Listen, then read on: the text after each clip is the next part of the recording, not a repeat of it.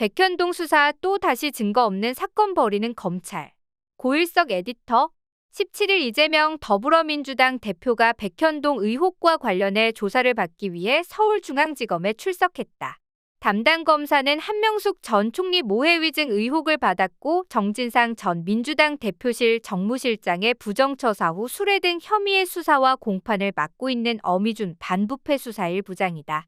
백현동 사건은 검찰이 먼지털이 수사로 밝혀낸 민간업자들의 혐의에 정진상 이름만 얹어 이재명 대표와의 연관성을 주장하고 있고 물적 증거는 없이 누군가의 진술에만 의존하고 있으며 또한 거액의 자금이 실체 없이 이재명 대표 측에 약속됐다고 주장하고 있다는 점에서 대장동 사건과 판박이다. 검찰은 대장동 사건과 관련해 김용 전 민주연구원 부원장과 정진상 전 민주당 대표실 정무실장을 뇌물 및 정치자금법 위반 등 혐의로 기소하면서 증거가 차고도 넘친다고 호언했지만 재판이 시작되자 증거라고는 유동규 전 성남도시개발공사 기획본부장의 진술밖에는 없었고 그마저도 재판이 진행될수록 뒤죽박죽 엉키면서 무엇을 주장하는지조차 알 수 없는 오리무중으로 빠지고 있는 상황이다. 검찰은 지난 2월 7일 성남시청 등 40여 곳에 대한 압수수색을 시작으로 백현동 의혹에 대한 대대적인 강제 수사에 들어간 뒤 4월 21일에는 설계용 역업체, 5월 17일 시행업체인 아시아디벨로퍼에 대한 압수수색으로 수사를 이어갔다.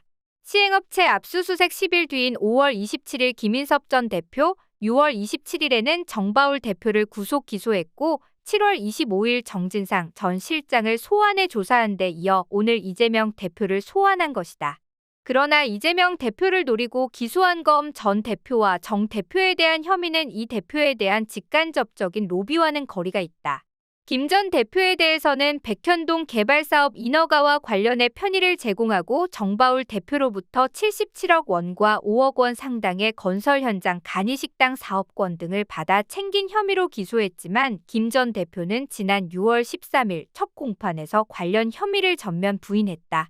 김 전 대표의 변호인은 백현동 옛 한국식품연구원 부지가 보전녹지 지역에서 준주거 지역으로 용도 변경된 것이 김 전 대표의 로비 결과라는 검찰의 공소사실에 대해 동업관계로서 적법한 절차 내에서 사업에 관여했을 뿐이지 공무원이 취급하는 사무를 알선한 적이 없다며 백현동 사업이 진행되고 나온 인허가에는 비정상적인 청탁은 없었다고 주장했다. 또한 지방선거에서 이재명 대표를 도운 사실은 인정하지만 구체적으로 공약을 발굴하고 선거 재반 사무를 총괄한 적은 없다며 공소사실에 기재된 구체적인 선거 지원 형태나 성남시에 대한 영향력 등은 부인한다고 덧붙였다. 검찰은 공소장에서 김인섭은 이재명 정진상과의 밀접한 관계 및 호남 향후회 인맥 등을 이용해 성남시의 각종 사업에 대한 인허가뿐만 아니라 성남시 공무원의 인사에도 영향력을 미칠 수 있는 소위 비선 실세로 통했다고 썼지만 김 전 대표 측은 조사받은 내용과 공소장하고 차이가 크게 난다고 주장하기도 했다.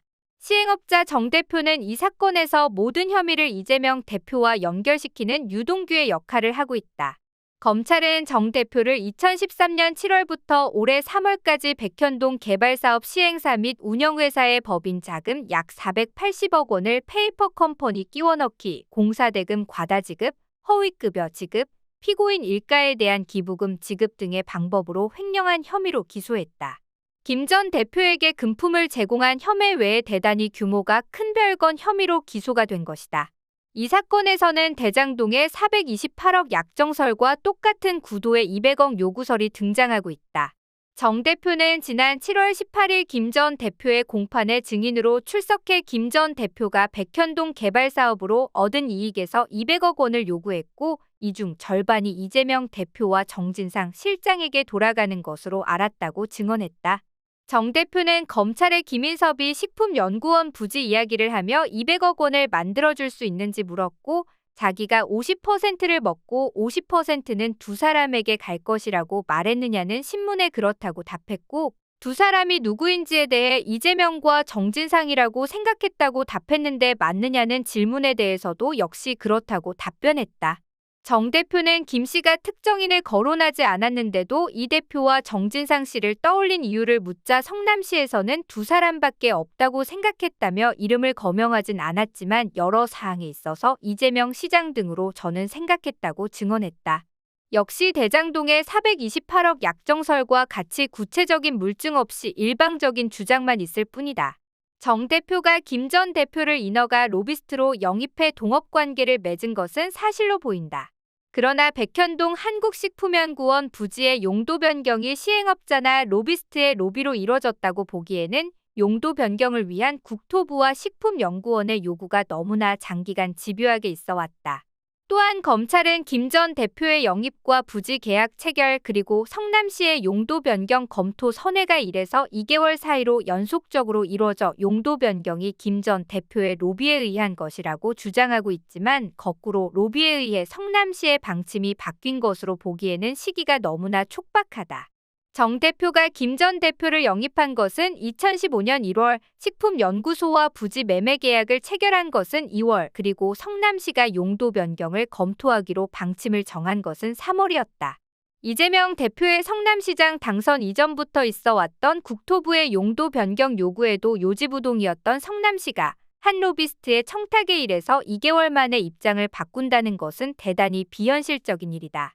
또한 용도 변경과 일반 분양 비율 변경과 같은 큼직한 인허가 사안 외에 정 대표의 입장에서 보기에 개발에서 분양에 이르기까지의 여러 인허가 사항에 대해 김 전 대표의 로비가 전혀 먹히지 않아 두 사람 간의 다툼이 잦았던 것으로 알려져 있다. 또한 김 전 대표가 백현동 개발이 진행되는 동안 다른 사건으로 실형을 받아 복역하고 나온 뒤 백현동 사업 지분의 절반을 요구하자 정 대표가 한 일도 없이 지분을 요구한다며 반발의 분쟁이 일어났던 것으로 전해지고 있다.